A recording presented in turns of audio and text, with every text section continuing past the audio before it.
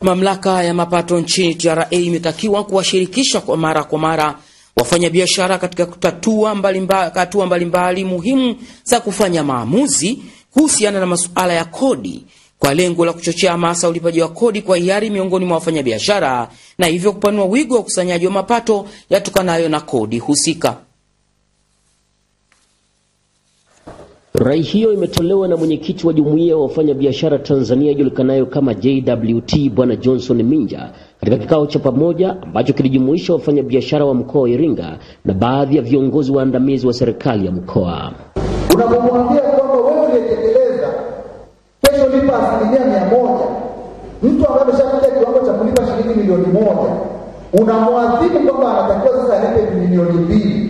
Atakachokifanya, atakuacha wewe na makaratasi yako uliyolipa milioni 2. Atamchukua usigeni wake, atamtengenezea tini, ataiweka dukani, ataanza upya kwa kodi ya 200,000. Katika risala ya wafanyabiashara hao, mambo kadhaa yalijitokeza likiwemo la kunyimwa taarifa mbalimbali ikiwemo ile ya kumaliza ulipaji wa kodi.